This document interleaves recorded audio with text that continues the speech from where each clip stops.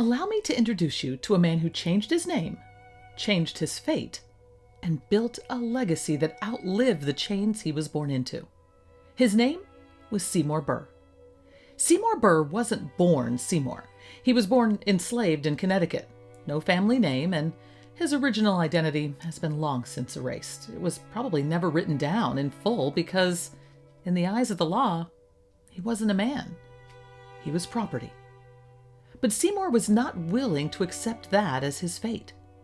At some point during the Revolution, he made the decision to risk everything. He escaped. Now, we don't know the precise route he took or the night he slipped away, but we do know he ran both toward freedom and the fight. He gave himself a new name, Seymour Burr. He joined the 7th Regiment. His regiment marched and fought in the late campaigns of the war. Seymour's name, written in ink, appears on the rolls. Later accounts claim that Seymour's service may have been stretched far beyond drills and marches. Some say he endured the brutal winter at Valley Forge, surviving the hunger and cold that nearly broke Washington's army.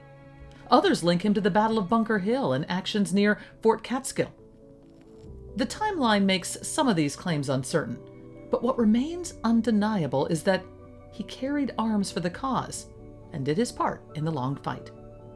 Under his chosen name, he stood among the soldiers of independence, fighting for liberty that he had already claimed for himself.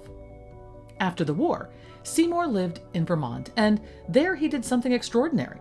He married Mary Babcock, the daughter of a white Revolutionary War veteran. That's at a time when interracial marriages were rare and often scorned, but Seymour and Mary lived openly as husband and wife.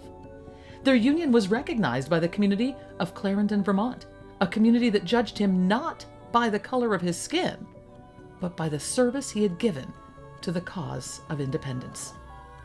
Seymour worked as a farmer. He voted in local elections.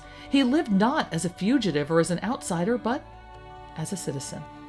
And when he died in 1837, Seymour Burr was honored not for what he had been born into, but for what he had become.